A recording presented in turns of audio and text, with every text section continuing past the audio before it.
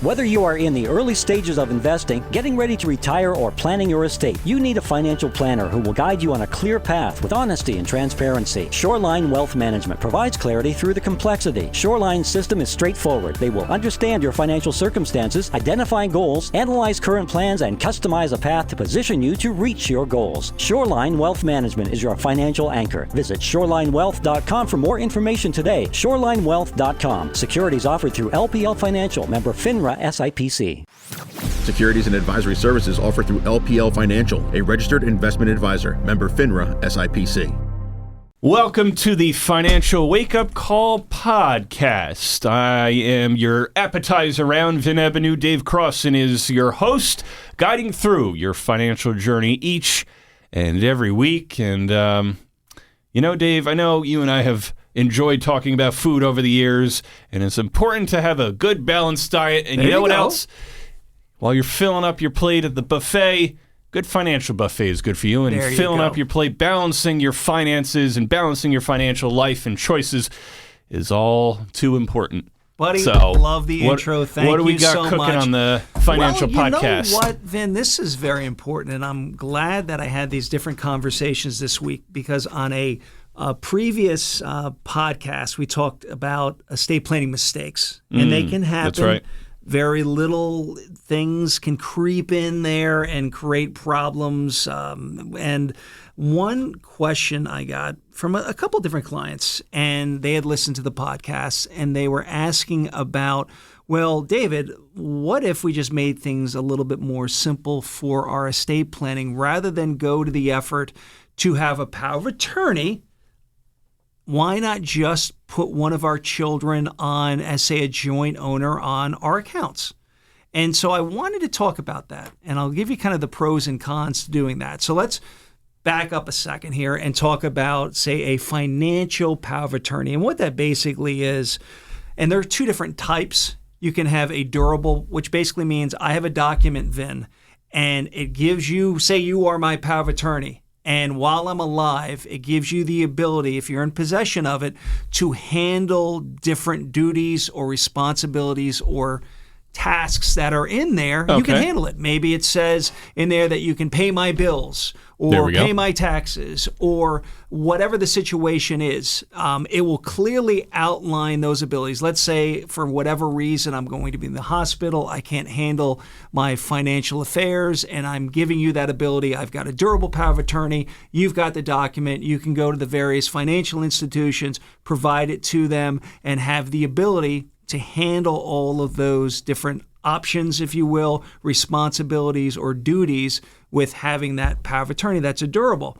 There's also what is called a springing power of attorney. And the easiest way to know what that is, it's a power of attorney that can have the same abilities that the durable power of attorney has, but for it to be in effect, for you to be able to utilize it, you would have to have 1 to 2 doctors sign off on it that clearly state that you are incapacitated, or I'm incapacitated. Okay. I can't handle my affairs. I can't pay my bills. You have to step in. So even if you had this document, if there weren't these doctors signing off stating that I'm incapacitated, then that document is meaningless.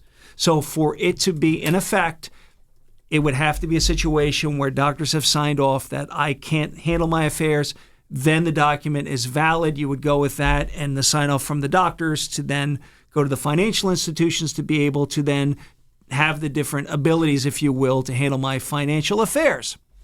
So now I get some good questions this week. And one of the questions is, well, David, you know what? Rather than go to an attorney to have one of these power of attorneys written up, if you will, the document created, why not just simply have, say, one of my children be a joint owner on one of the accounts? Okay. Then that way, hey, if something happens to me, I can't handle my bill paying or whatever the situation is, if it's a joint owned account, like let's say joint with rights or survivorship, that child that's on that account with me can have the ability and access to do whatever needs to be done while I can't.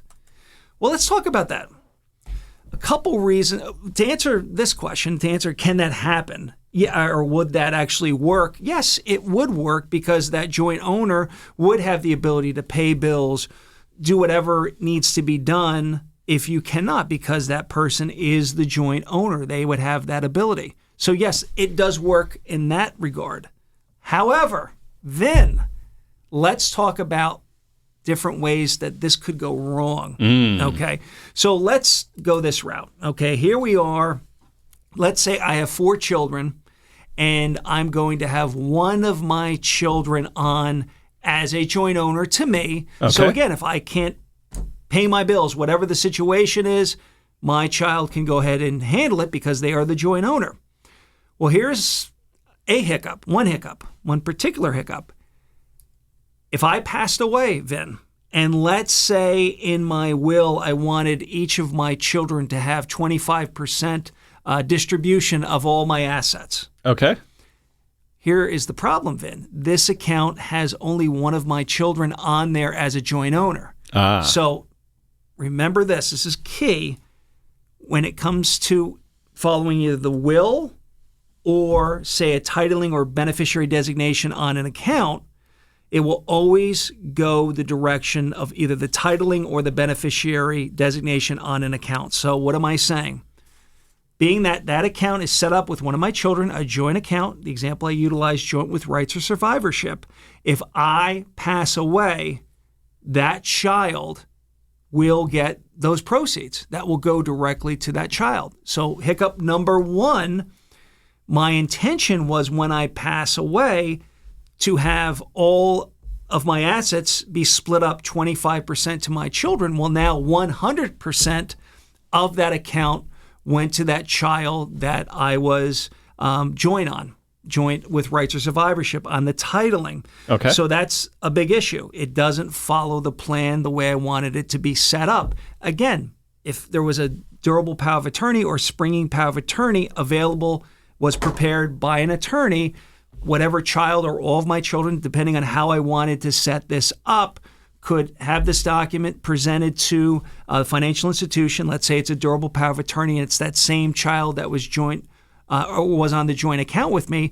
Let's say it was still in single name. They could simply take that durable power of attorney, have it attached to that account, and then pay my bills. So the same functions are available. And then let's say I died while this was taking place, then again, since it is still owned in just my name, we would have to have that will probated and the 25% beneficiary designations would be paid out accordingly to the way I wanted my estate distributed. So again, a situation where just having that power of attorney would have accomplished what I needed to get accomplished, why I wasn't able to handle my financial affairs, and the distribution went the right way when I passed. Again, if one of my children was on there as a joint owner, it would have ignored the terms of the will and would have paid out directly to that child that was the joint owner. So issue number 1, it would affect the outcome of my estate plan in the manner in which I wanted it to be distributed. Vin, this is a big one. Okay. Here we go. So let's say the same child is now going through a divorce. Okay, so consider this, Vin. Now we have an account that has this child on as an owner. So now as this child is going through the divorce, that's going to be an asset that they're going to see and say, well, okay, you are a joint owner of this account. That could create a problem. Even though it's my account, Vin, and I simply added my one child on as a joint owner so they could have the functions of the account or take care of aspects of the account if I cannot. Okay. The problem is now they're a joint owner. They're part of the ownership of that account. So if there is a divorce, that could create a problem. We would have to prove that this is my account 100% and I just added my son or daughter on in that capacity. But again, there's ownership here. It could create a problem. So again, how do we avoid it? Not having the child on as the joint owner, but rather have them as a power of attorney in this situation. Here's another one, Vin. Oh, boy. We go from divorce. What if this child that I have a joint ownership on with this account is now going through bankruptcy? They've now filed for bankruptcy. Well, now, here's the problem. This child is on there as one of the owners. So again, as this child is trying to figure out that process and going through the different assets that they have, well, guess what? This asset is going to show up as one of theirs, even though I'm joint on there and it's my money. The problem is I have them on the title. That could create another problem. Vin, one last point I'm going to bring up, and you hate to think of this, but unfortunately it could happen. Okay. Well, what if that child does something they shouldn't with that money? It can happen. In other words, they pay money out to pay things for themselves, whatever. They're a joint owner. They'd have the same abilities that I would have, but maybe they mismanage things. They do things that they shouldn't. They take money for their own needs. I'm incapacitated and I don't know anything about what's going on, and they do things or take money out for their own needs and not for my needs. Again, you hate to think about that, but that could happen. Okay. Last point to bring up, and again, these are just things to consider. Always speak to a qualified attorney to go over the different steps and the different things that you should consider when doing anything, especially with changing any sort of titling on an account, is to consider what we talked about here. If you add somebody on an account, they go through a divorce, they go through a bankruptcy, they don't handle things the way they should. Unfortunately, if they're an owner, that could be an impact to something that I own, these accounts, as well as if something bad happens and this individual does things that they shouldn't, well, I could be out money. Now I've got a family issue with my other children. And the other piece to it too, Vin, like I mentioned with the distribution, if I pass away and I only have one of the children on there, that ownership now goes 100% to that joint owner, that one child. Well, I pass away, that's what would take place. And what if this child doesn't distribute or gift out that money to the other children, says, hey, that was intended for me. Dad wanted me to have it, and then create unnecessary family fighting. So I wanted to bring that up because, number one, to get a power of attorney, whether it's a durable or a springing power of attorney, they're not expensive documents. Then they're, $100, $200. They're so important because, unfortunately, something could happen, and that document, especially a durable, where that individual could take it to the power of attorney could take it to the financial institution and then have the ability to take care of the different tasks that I need done, pay my bills, whatever it is. For the cost of it, it's really not much of an inconvenience to do so, especially if it's a situation where it's a durable and all they have to do is present it to the financial institution. I think sometimes people think it's a big challenge, it's overly expensive, it'll take too much time to do. It really wouldn't be the case, Vin. And again, lean on an estate planning attorney to have the conversation, and they can go over the different steps and the different things that are necessary. But I wanted to bring this up because I do see it a lot where people don't want to go to that extra step of sitting down with an attorney. They're thinking, you know what, I'm not going to have a power of attorney. I'll just have it set up as a joint ownership with one of my children. And unfortunately, one of these things can happen and derail everything I was trying to accomplish. Oh, boy. That's it, Vin. Could get messy. Yeah, we don't want that. Just wanted to put that clarity out to everybody. Or family feuds, too. Cause especially there are difficult times for some people, after a loss or anything like that. Yeah, you don't want that. And especially a situation where I pass away, everybody is grieving over my passing. And unfortunately, it could create some family tension that may not be able to be repaired.